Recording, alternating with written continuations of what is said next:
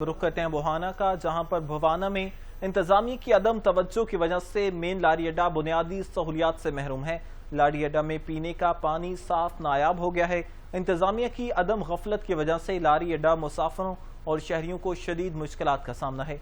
मज़ीद तफसीलात जानते हैं नुमाइंदा 7 न्यूज़ परवेज इकबाल चद्दड़ से। जी परवेज इकबाल, अपडेट कीजिएगा।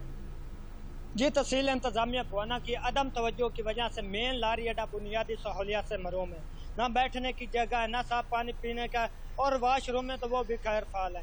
जैसे मर्द, औरतें और बच्चों को दुश्वारी का सामना। मेरे साथ शहरी मौजूद मस्जिद इनसे बात करते हैं। भाईजान, लारी अड्डा बुनियादी सहूलत महरूम है, तुझे इस वास्ते किया? बिल्कुल जी, मैं इस गल वेदा पिया भी इत्थे ना वाशरूम है, वाशरूम बंद बाहर तो जिहड़ी बीबियां आंदियां उन्हां दे नाल बच्चे आंदे नो, इन्हां नूं वाशरूम की जरूरत वास्ते कदी तो फसलां जाना पौंदा, कदी मस्जिद रुख करना पौंदा है।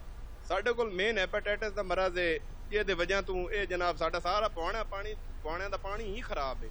इस वास्ते फिल्ट्रेशन ते जिहड़े ना वाशरूम उन्हां दे वास्ते असीं मुतालबा करदे हां तुहाडे नाल भी ते हुकूमत नाल भी, मेहरबानी करके वाशरूम जिहड़े ने फिल्ट्रेशन पानी है ते चलवाया जाए। जी बिल्कुल, शहरियों की बात आपने सुनी, उनका यही कहना है कि हम हुकूमत वास्ते और इंतजामिया बुहाना से ये मुतालबा करते हैं कि लारी अड्डा बुहाना पर जो वाशरूम है वो भी फाल कराया जाए, ताकि जो औरतें और बच्चे फसलों का रोक करते हैं, मस्जिद का रोक करते हैं, वो वाशरूम का रोक कर सके। और यहाँ पर फिल्ट्रेशन पानी लगाया जाए। हमारे बुहाना का पानी जो है वो बहुत ज़्यादा ख़राब है।